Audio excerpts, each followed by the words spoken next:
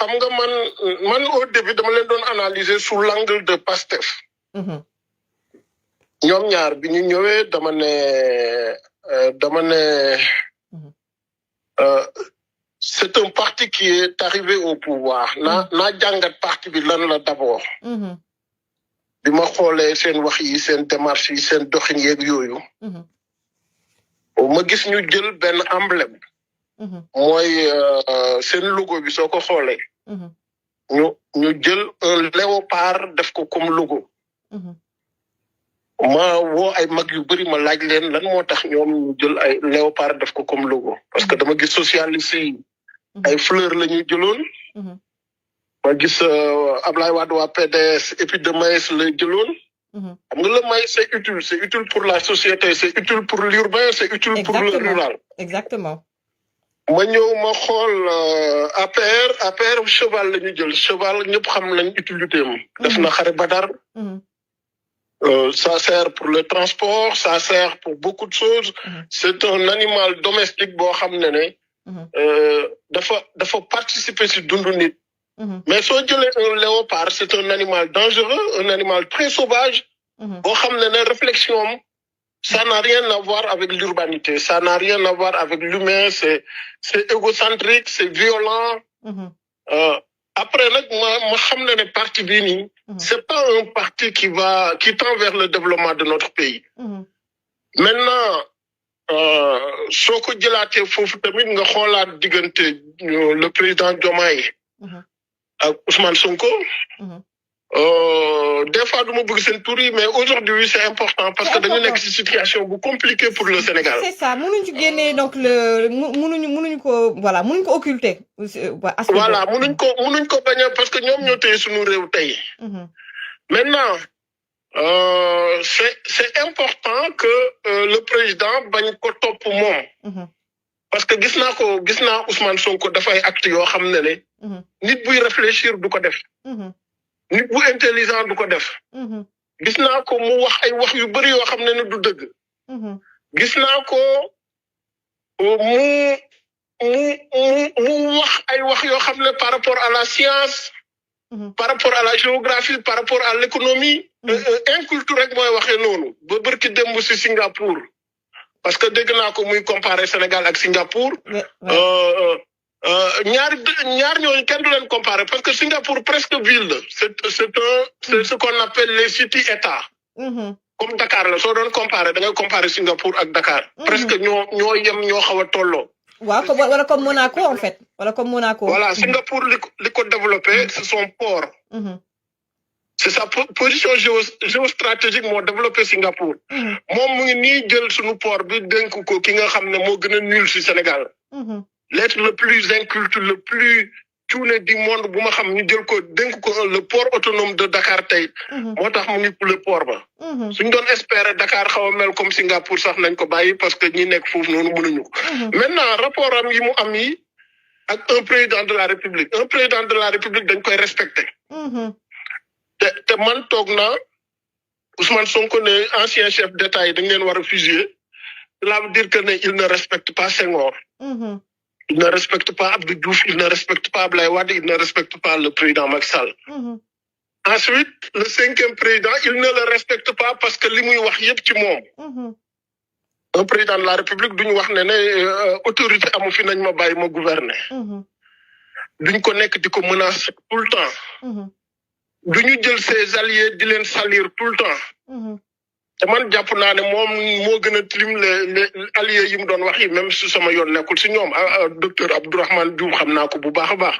moom ak sama ñoom maman ñoo bokk koñ à Rufisque. c'est quelqu'un de très bien éduqué très intelligent sama xarit la bokk ñu gis-gis politique. mais du moromu Ousmane Sonko.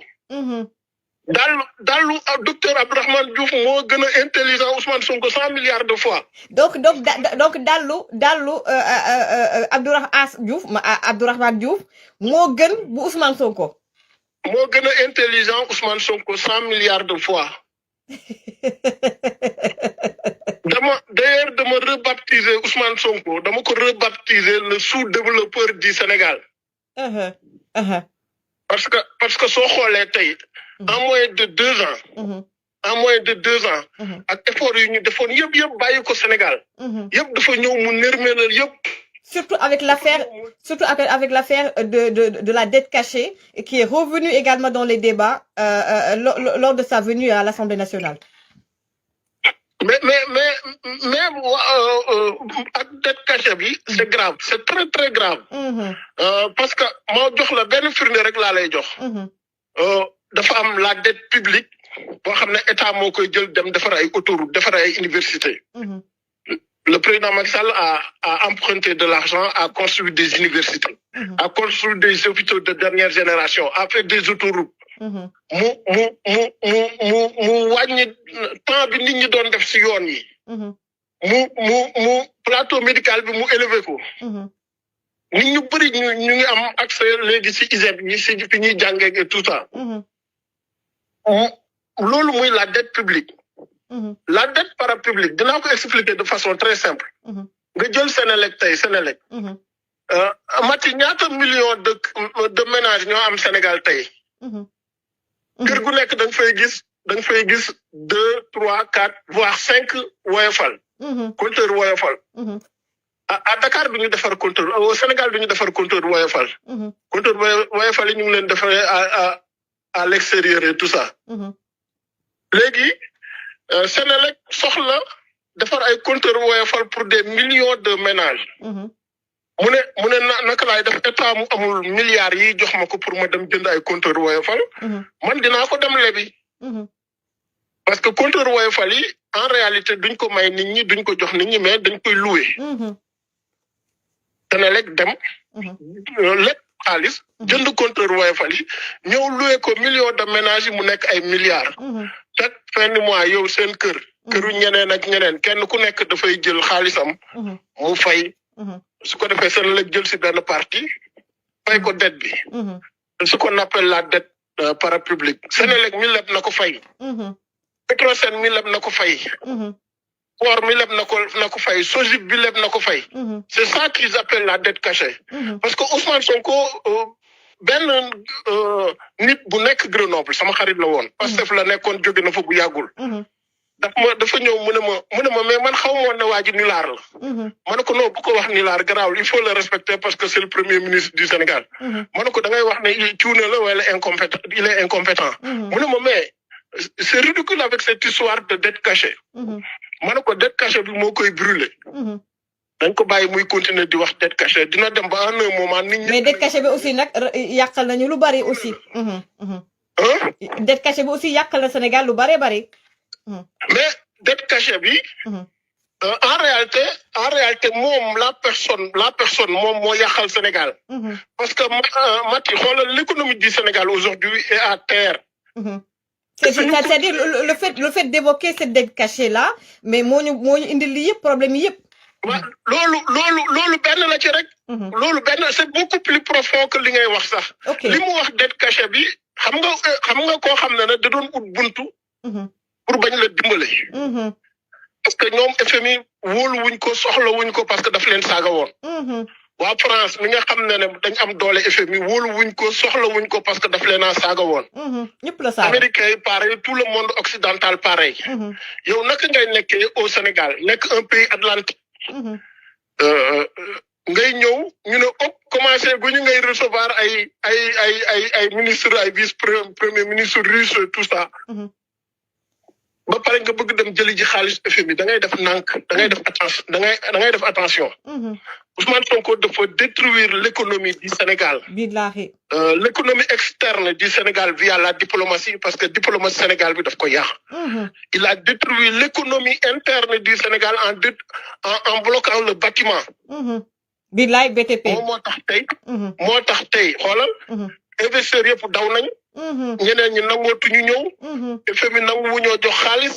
xaalis duggul xaalis génnul xaalis circulé wul banques yi ils ont des problèmes. ñëpp ñoo xam ne dañuy liggéey. si li nga xam ne day tax réew ma di dem kanam tey. tout est à terre. moo tax nag le président doit prendre ses responsabilités xam naa nag.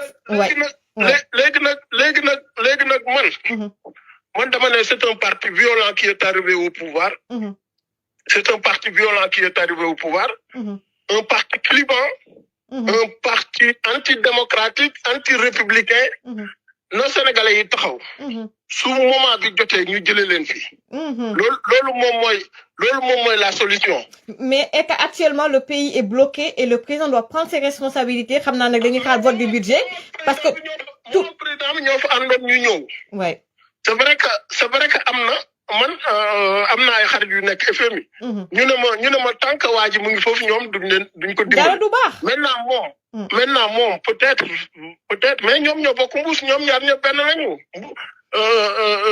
Sambay Bàcci man nekkuma si ñii wax ne way nañu séparé wu nañu def nii man dama jàpp ne ñoom ñaar benn lañu maintenant ki andi problème bi ki tax problème bi nekk nii rëy ñëpp sonn du keneen muy le premier ministre il est incompétent il est clivant il est arrogant naka lay demee si terrain meeting naan way ku wax si dette cachée bi ñu fëgg la si kaso bi fëgg mooy lan sànni la ca kaso ba mais loolu un premier ministre du waxee noonu c'est irrespectueux c'est irresponsable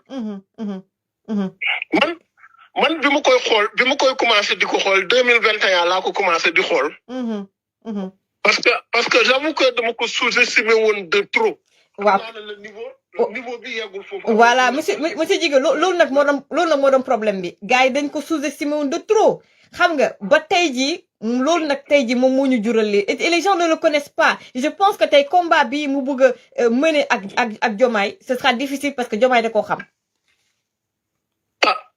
mais c'est le président de la République man je le respecte beaucoup et en plus c'est un séeréer. bëgguma wax ci moom dara. maintenant fekkee bëgg na liggéey je pense que y a d'autres Sénégalais beaucoup plus compétents yoo xam ne au moins.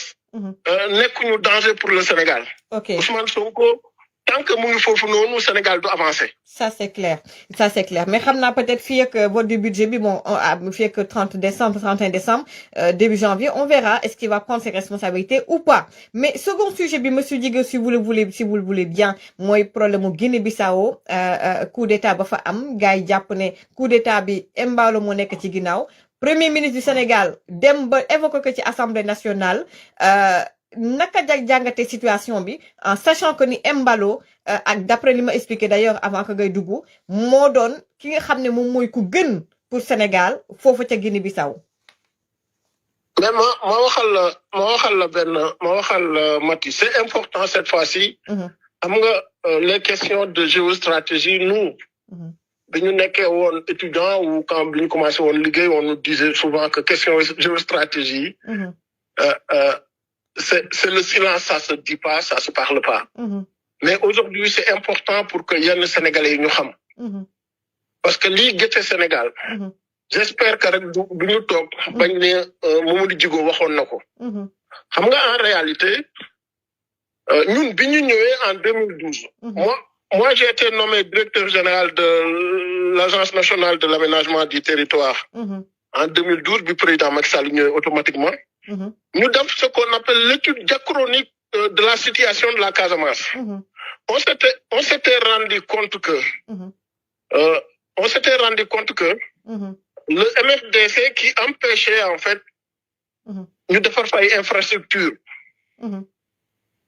gis nga le premier ministre mu ngi doon wax mu ne Sénégal suñu góorgóorlu woon dañ doon mel comme Singapour parce que kii yu ñëw tout ça Sénégal dafa dépenser lu bari si xeexu MFDC bi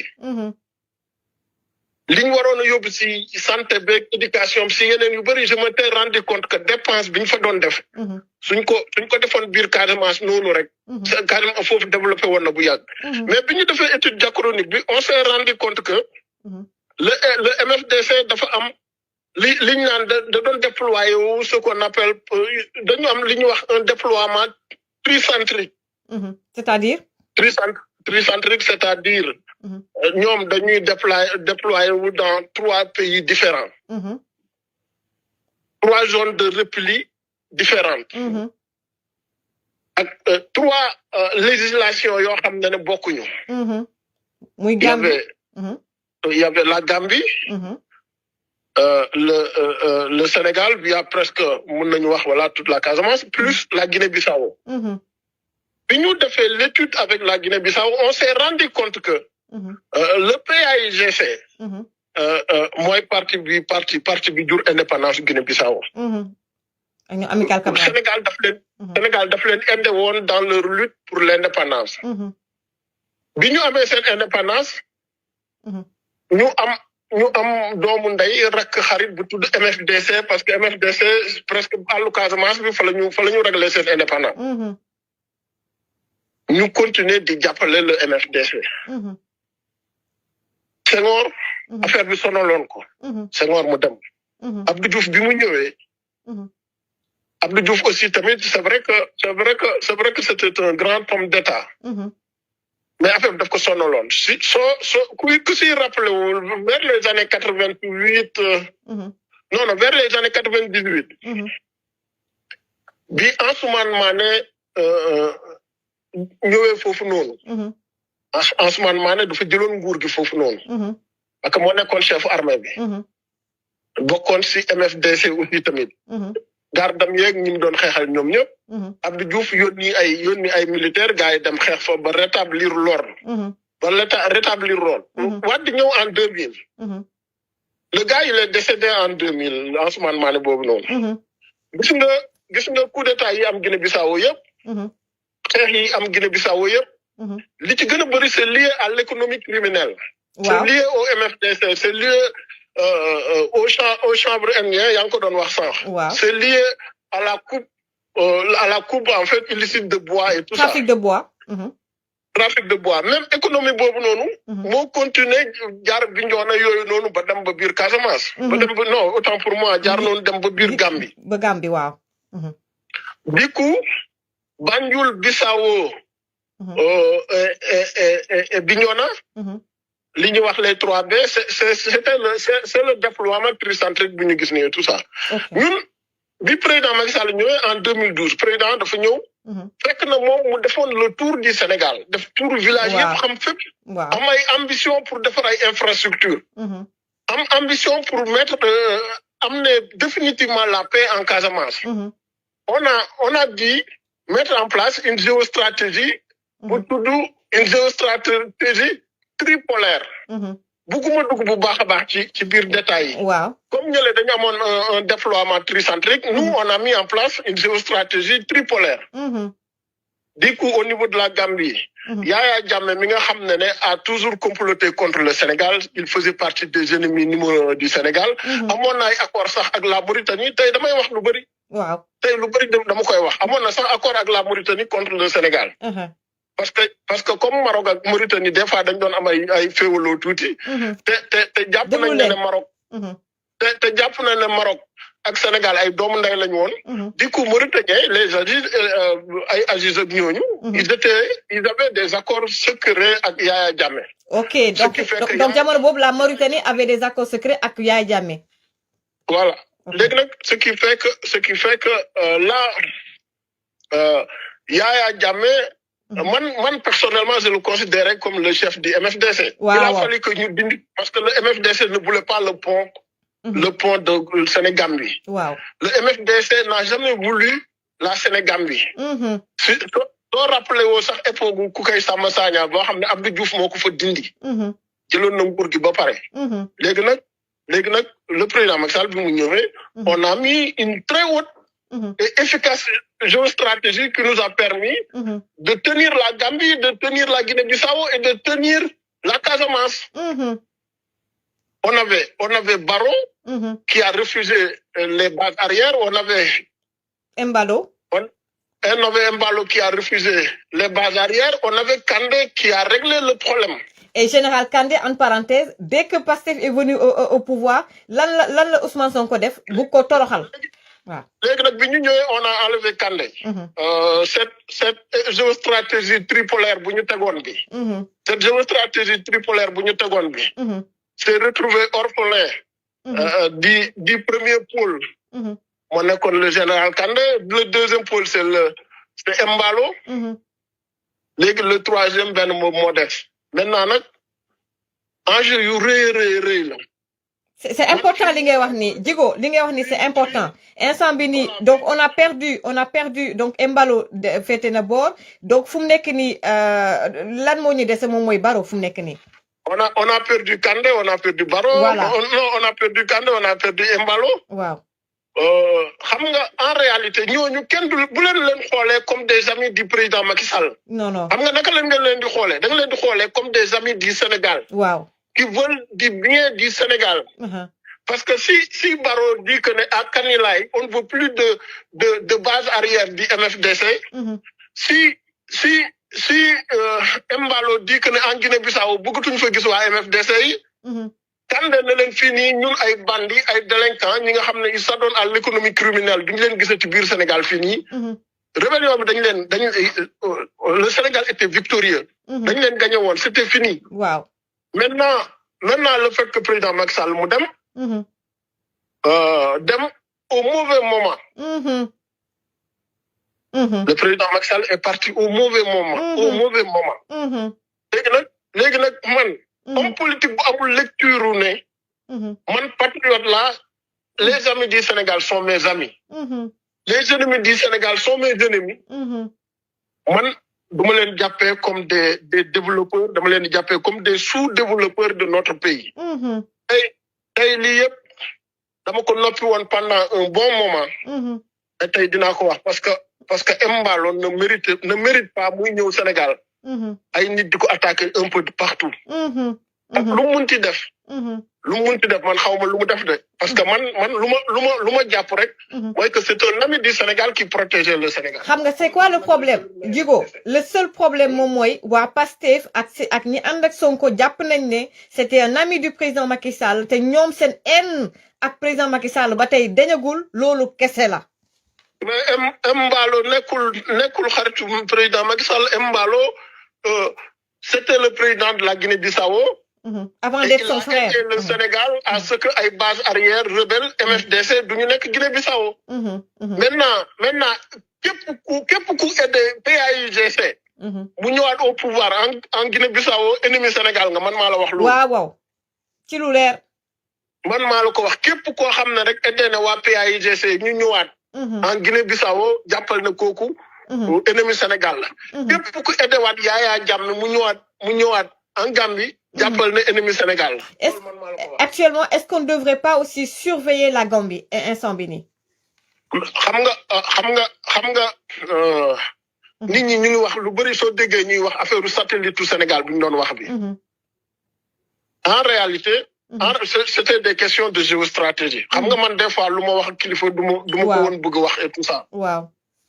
On achetait beaucoup d'imagerie satellite. Ben le moment où j'ai dit mieux vaut ñu am satellite. Je suis allé en Chine man personnellement négocier un centre de télédétection par satellite.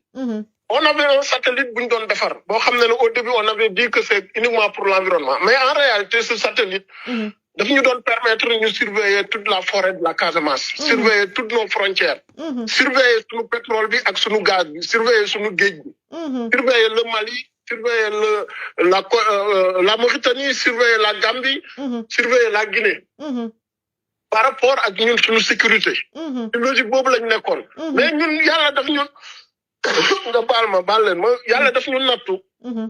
ñu hérité. Yàlla daf ñu nattu. ñu am ñii. mooy waa Pastef ñii ce parti violent là. ce parti de léopard là. boo xam ne xamul ne réew xam-xam moo koy defar réew solidarité moo koy defar. réew mati. man su ma ñëwee seen kër. ma féewale fa ñaari nit man bugguma leen. Ce qui se passe au Sénégal aujourd'hui, c'est très difficile à accepter. Moi, j'ai fait toutes sortes de sacrifices pour mon pays. Je suis allé jusqu'à me dire, nañu compter les arbres, nañu compter garab yi. Je suis allé jusqu'à me dire, nañu compter tout sunu patrimoine bi nu am yépp. On tendait vers le développement. On a désenclavé le pays. On avait sécurisé le pays. On a découvert le pétrole, on a hissé le Sénégal au sommet. Sénégal, lan moo tax ñu jox ay Jeux olympiques. Fekkoon waa Pastef les Jeux olympiques du woon ñëw Sénégal. Seen comportement yi fekkoon ñoom la Coupe d'Afrique du woon ñëw Sénégal. Fekkoon woon ñoom la booy jeunes yi duñu woon am stade bu ñu am. BRT TER bu ñu am yi fekkoon ñoom la duñ ko woon am. Sénégal man xawma lan moo ñu dal xawma lan. ñi nga xam ne waruñu woon leen jël. ànd ak ñoom. il faut que Sénégalais yëpp yeewu. du ñu yeewul dinañ leen bàyyee réew mi tey. effort yu ñu defoon yëpp. pour tendre vers le développement ñu ngi nekk di dellu ginnaaw xoolal un hôpital. à Ourossogui.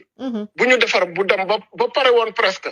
ñu ñëw bañ nañ ko yeggali. nañ yeggali hôpital bi rien que pour les populations les gens. mais duñu ko def parce que ñoom ci fayantu lañ nekkee réew mi ñoom ci fayantu lañ ko nekk dañ ci nekkee ak tamit vengeance c'est des gamins ay xale lañu et ça on l'a toujours dit. Ces gens-là, mosuñu gérer sax muy, je suis désolé même le président rawatina Ousmane Sonko mosul de gérer sax benn structure nekk fa DG donc ñu dënk leen réew c'est ça le vrai problème. voilà waaw mais xam nga koo xam ne sa jàng soriwul nekkul dara lu dul petit inspecteur des impôts. boo xam ne fi mu nekkoon même ses professeurs sax du ma bëgg a dugg si biir détails yi bu baax a baax. jóge fa daawul woon tukki il ne soo ko déggee muy wax rek nga xam ne waa ji nii amul culture en fait quoi. parce que soo ko déggee muy jël la petite région de Diourbel di ko comparer ak Corée du Sud. ba pare di wax ne sunu économie ñun ak waa Corée du Sud ñoo tolloon économie alors que ñun au moment en 1960 sunu population 3 millions la ñu woon. 3 millions de personnes. La Corée, à cette époque-là, faisait plus de 25 millions de personnes. Si on ne comparer, c'est parce que dans un inculte, en fait. Maintenant, il faut que les Sénégalais voient à Nidi, mais ce gars-là n'est pas jouable. Voilà, il n'est pas jouable. On est un pays de démocratie. Chaque jour, nous avons ko muy wax mu ñëw su jeewoo tay ne parti état suba mu wax leneen ak leneen. Gis nga bés bu jotee si réew mi moom. Jot si justice bi, jot si leneen yëpp. dégg naa li ko xaritam bi di bañal. bés bu si jotee. suñu réew mi fu mu jëm kenn xamu ko. non gaw ma ne dina ci jot de en tout cas maa ngi lay gërëm di la sant bàyyi la nga daal tàggatoo ak it mbokk yi gars yi ñu ngi bind nee nañ ça a été vraiment une intervention de haute facture. waaw merci maa ngi lay nuyu di daaw ma en règle générale daaw ma waxee nii parce que dama inquiet par rapport à mon pays par rapport à la sécurité de mon pays. par rapport ak jeunesse jeunes yeeg ñi fa nekk ñëpp. moo tax ma waxee nii maa ngi baalu ñëpp. di sant ñëpp di nuyu ñëpp di leen wax ne l'avenir du Sénégal suñu bëggee Sénégal baax mu développé wu mu continuer marche bi mu war a jël. mooy que ne na nit ñi baalu ak président Macky Sall. dama waxaat ko ne ñëw mu jàpp si affaire yi. sinon Sénégal ci guutal lay dugg. kon parce que gars yi ñu ngi naan est-ce que du dem ONU waaye da nga jàpp ne président Macky Sall dafa war a ñëw li mu fi bàyyi na ko mu defaraat mbir mi li xale yi nekk di yàq mu defaraat ko. waaw xam nga man. man mi nekk collaborateur am depuis plus de 15 ans. depuis 15 ans 2010 ba. ba léegi xam nga man mënuma accepter. nit koo xam ne Sénégal amul woon pétrole. mu def ay pexeem. Abdou Diouf. Senghor Abdou Diouf Abdoulaye Wade defoon nañ ay pexe amuñu woon pétrole moom mu def ay pexeem. am pétrole am gaz. sama benn tonton gagné nañ Sénégal 92 ñu éliminé Sénégal mu jooy. ba mu retrouvé wu à l'hôpital. Cameroun moo ko gagné woon j'étais très jeune. mu wax ma mu ne ma moom dina dee rek du mus a gis Coupe d'Afrique. président Macky Sall bi mu ñëwee xam ne lii rêve Sénégalais yëpp il s'est battu ba ñu jël Coupe d'Afrique. xale yi nee nañ def ñoo jigoon nag. xale yi nee nañ def ñoo jigoon mu jël autoroute bi. jëlee ko jam ñaajo yóbbu ko ba Thiès. yóbbu ko ba Kaolack. defaral ñu ay université yu bari. dëkk yëpp. presque 1 million de personnes def na de telle sorte ñu am eau potable et tout ça. lépp lu mu dégg ne lii moo tax xale yi di dem Europe mu ne naa fexe Sénégal am ko. ma ànd ceeg moom pendant 12 bonnes années. du nelaw. ma nelawuma woon may xool lu muy def et tout ça. nit boobu noonu pare. au lieu ñu rendre ko hommage. remercier ko. ñu wër di ko taxal. di ko booleeg ay xale yu jigéen ñuy dem di ko fekk si avion di ko saaga. billaay di ko booleeg ay xale yu jigéen ñuy toog si télé di ko saaga bay saaga waale xeetam. moo tax lii nii mu arrivé Sénégal. parce que lii yëpp lan moo ko war benn nit boo xam ne kenn xamul la. kenn xamul foo jógee kenn xamul loo def musoo toj fenn musoo defar dara. ñu ñëw jël la bëgg la teg ci kaw kilifa diine yi bëgg la teg c'est parce que wax nga te li ngay wax yëpp y a pas de science là-dedans li ngay wax yëpp amul benn intelligence amul benn cohérence dem nañ ba nit ñi di wax ne dafa yor ay xar man fekkoon na man la nit ñi ne ma yor nga ay xar damay woo ñëpp ne leen nekku leen xar bu kenn nangu ñu lay woowee xar ay nit ngeen il faut que li ñuy def mu ànd ak intelligence mu ànd ak science tey nii benn nit daf ma woo mu ne ma dafa gis ci partem bi lan moo tax nanguwul mu ne au début da doon hésité mais bi mu si gisee ay quelques personnes moo tax mu retiré wu ma ne ko personne yàlla mu ne ma dafa seen Clédor Sène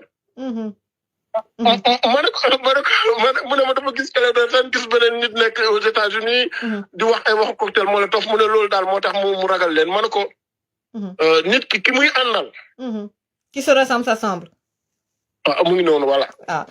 En tout cas, yàlla na yàlla sàmm yàlla na yàlla sàmm sénégalais yi. Merci. yàlla na la yàlla aar yow tamit. Amiin nit ku baax nga.